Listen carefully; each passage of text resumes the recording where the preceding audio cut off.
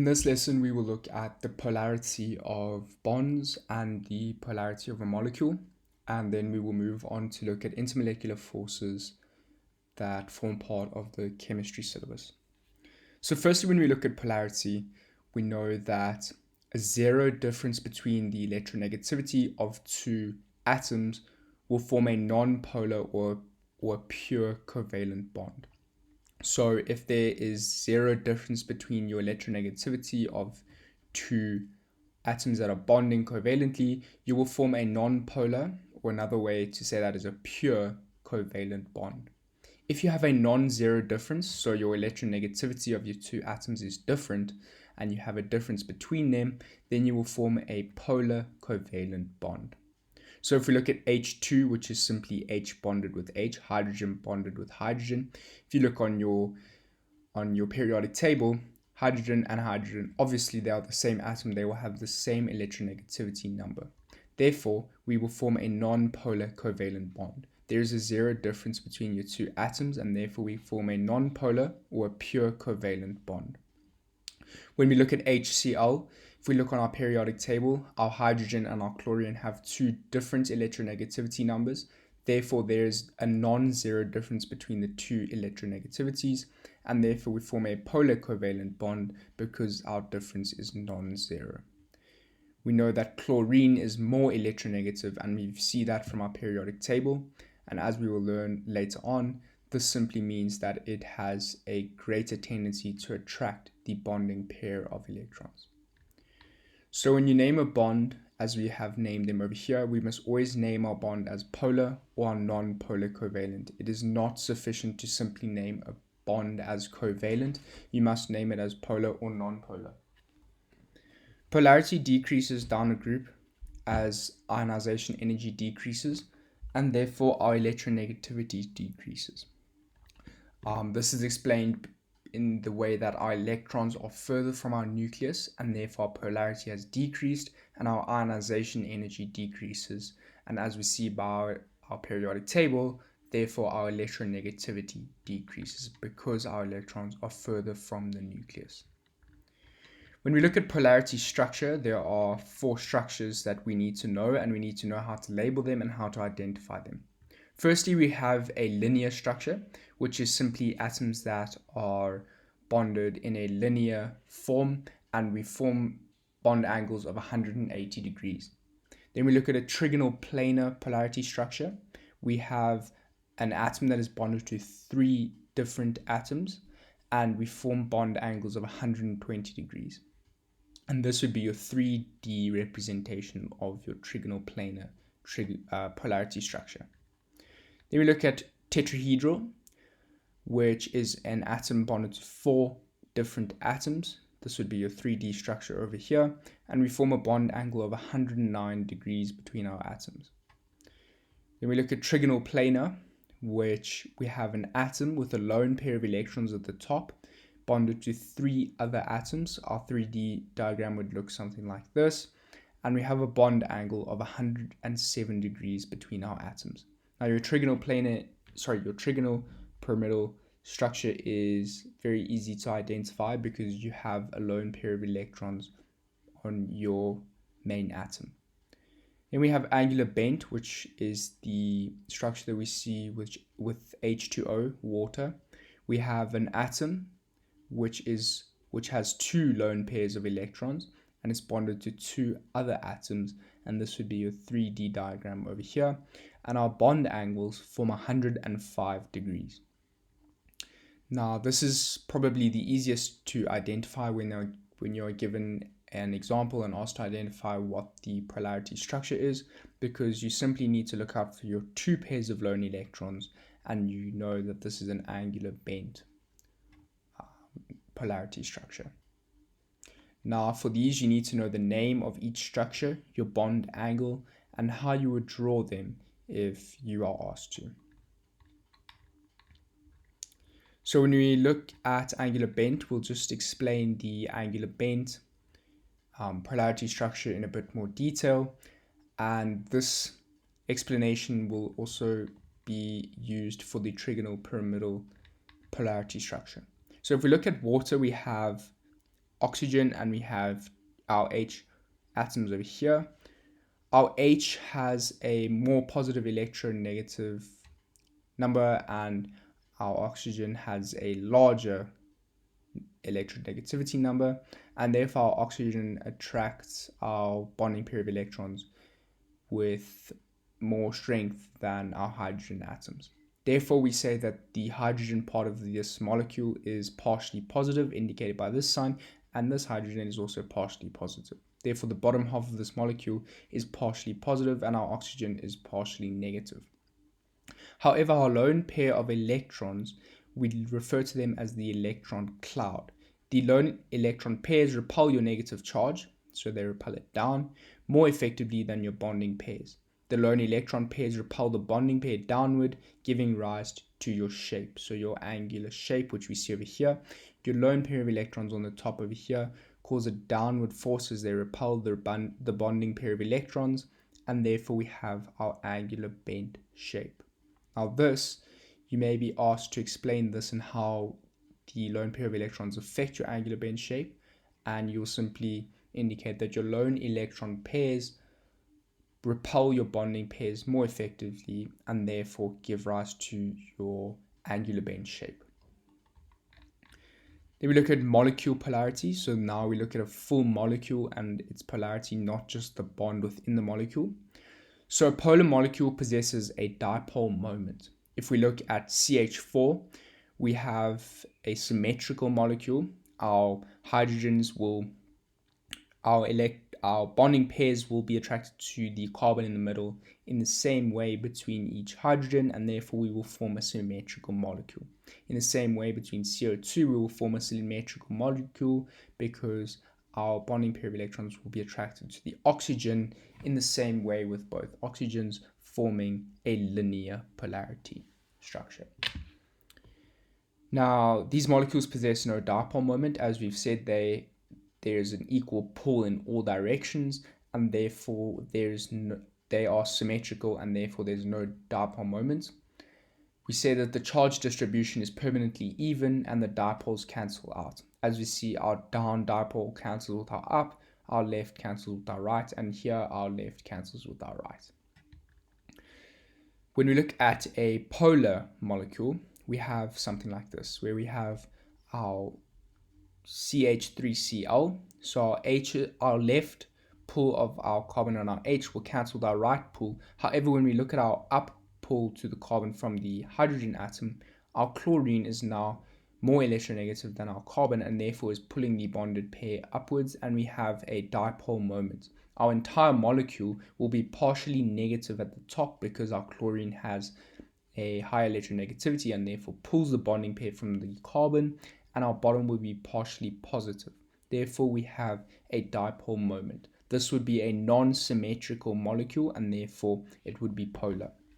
If we look at water, as we've said, it has an angular bend shape and our lone electrons repel our bonding pair more effectively, giving rise to the partially positive bottom half of the molecule and our partially negative top half because our bonding pairs are attracted more effectively to the oxygen and repelled downwards by the lone pair, and our lone pair at the top also add to our partially negative top half of the molecule. This molecule over here is not symmetrical and therefore it possesses a dipole moment, and we refer to that as a polar molecule. So these molecules, as we've said, possess a dipole moment as the charge distribution is permanently uneven. In this one, we've said our top half is negative, partially negative, and our top half over here is also partially negative. So our charge distribution is permanently uneven.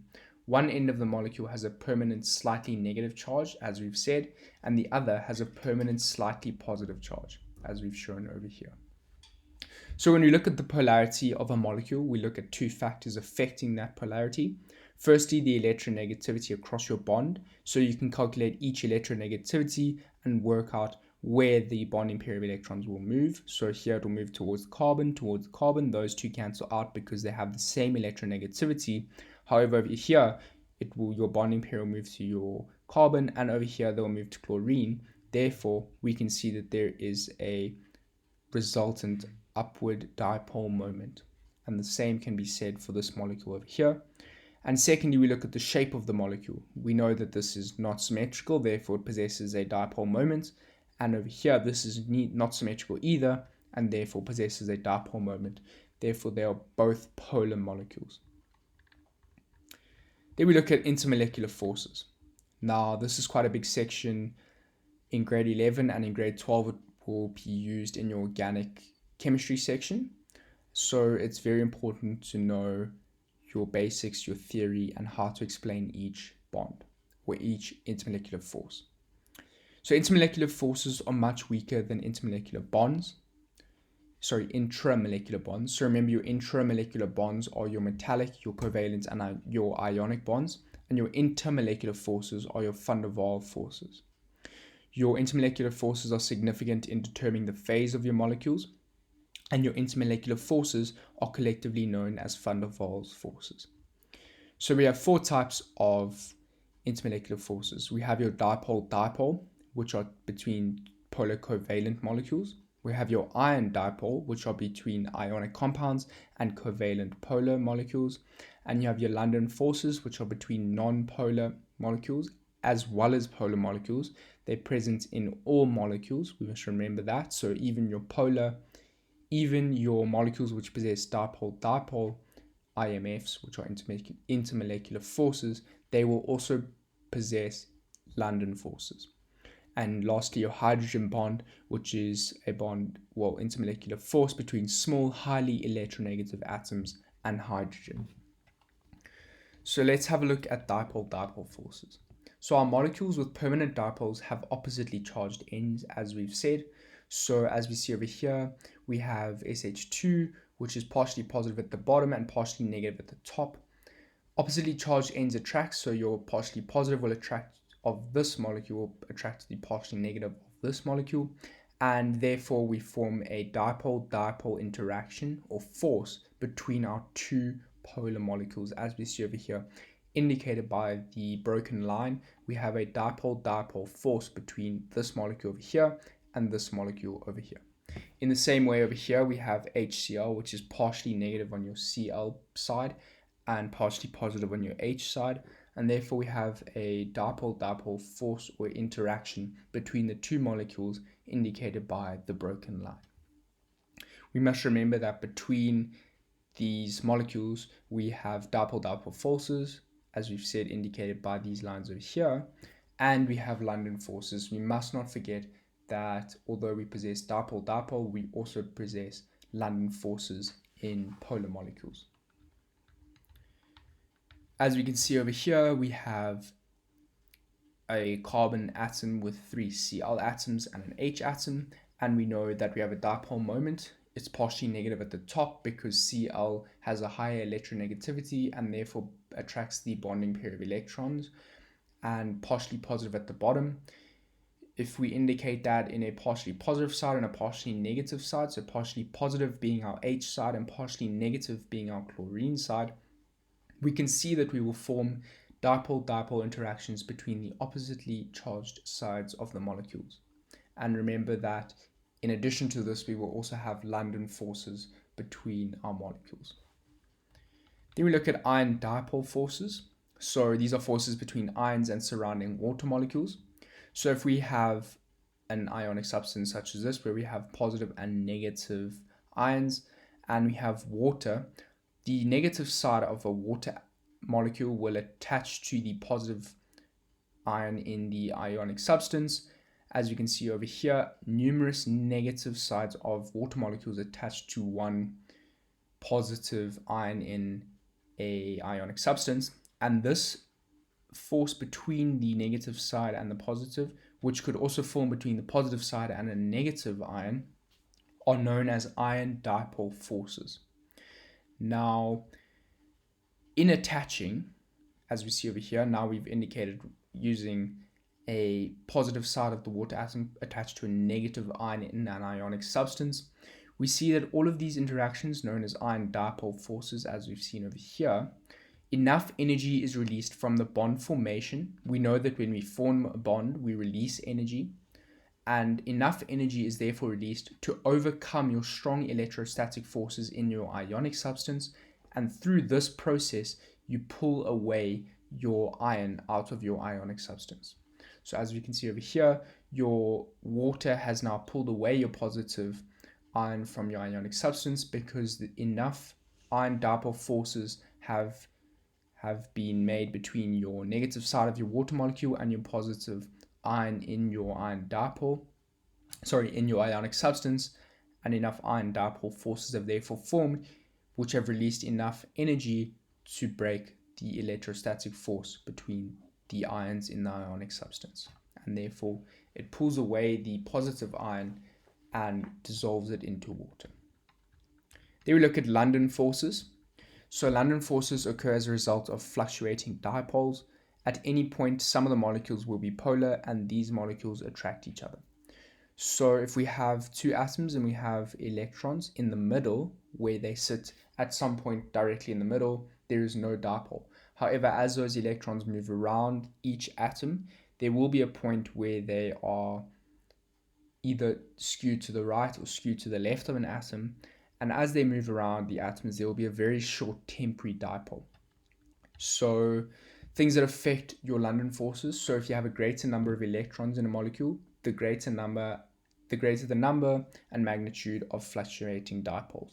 So if you have more electrons in a molecule, so if you have two atoms that possess more electrons, you will have greater London forces, and your London forces are stronger in molecules with larger number of electrons, as we've said. So they may ask you a question where they give you two substances with non-polar molecules, and they say, why does substance X have a higher boiling point than substance Y? And you must simply look at your periodic table, and most of the time your one with your higher boiling point will simply have more electrons, and therefore you will explain that a larger number of electrons leads to greater fluctuating dipoles, and therefore larger London forces, which require more energy to be broken. So we see this when we look at F and Cl, which are gases at room temperature due to the low number of electrons and therefore smaller London forces. Your bromine is a liquid because it has more electrons and therefore greater London forces, and more energy would be required, so therefore at room temperature you have a liquid. And your iodine is a solid because it has the greatest number of electrons between these four substances and therefore has the greatest amount of fluctuating dipoles and the largest London forces. We also know that temperature affects this. So if we have a gas and we decrease our temperature, we will produce a liquid, and if we decrease our temperature further, we produce a solid. Now this is explained in this way over here, where a lower temperature molecules move slower. They acquire the ability to create stronger interactions and therefore stronger London forces, resulting in a phase change. So to put that simply, our fluctuating dipoles fluctuate at a slower rate. So our movement of electrons around our atoms occurs at a slower rate, and therefore our atoms are able to produce greater or stronger interactions between the molecules due to the dipoles that form over a longer period of time because the electrons are moving more slowly, and therefore our London forces, our intermolecular forces are stronger, and therefore we have a phase change or a change in state of our substance.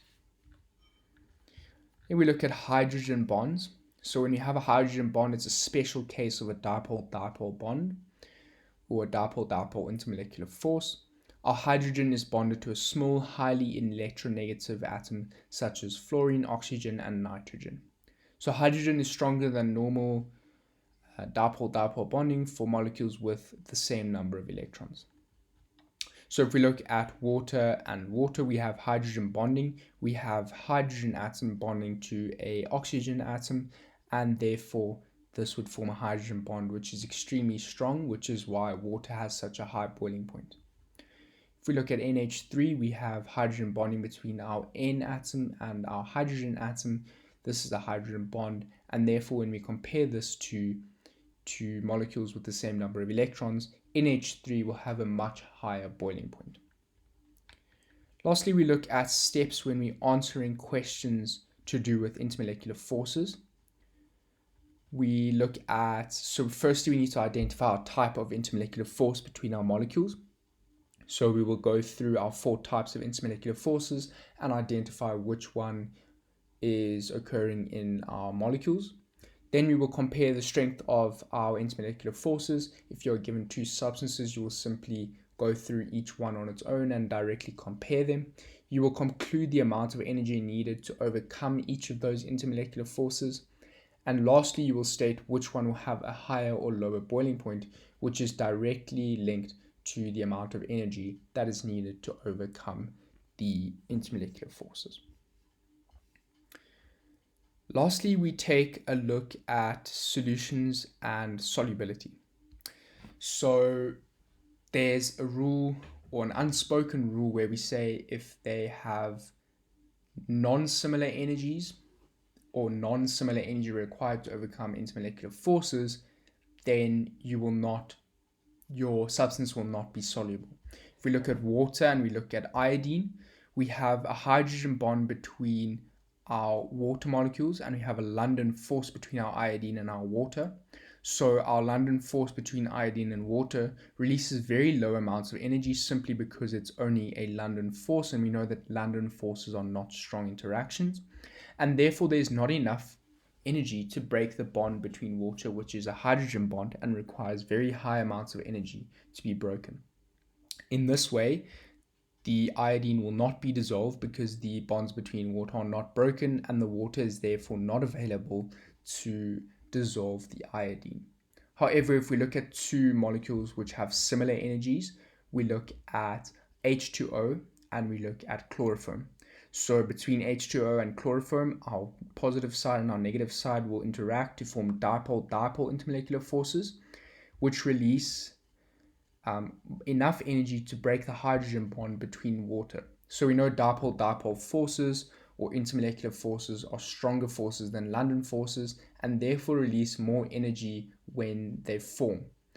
This energy is then used to break the bonds between water, and enough energy is released from dipole-dipole interactions to break the hydrogen bonds between our water molecules, and therefore H2O breaks away to bond with our chloroform and dissolve it. So our bond between our H2Os is broken by the energy released by dipole-dipole interactions, and our H2O is then free to attach or bond to our chloroform and therefore dissolve it into water. So an unspoken rule, as I've said, is if you have 2 molecules that have similar energies, you will have one that will be dissolved, and if you have 2 molecules that have non-similar energies or non-similar intermolecular forces, then there will be no solubility.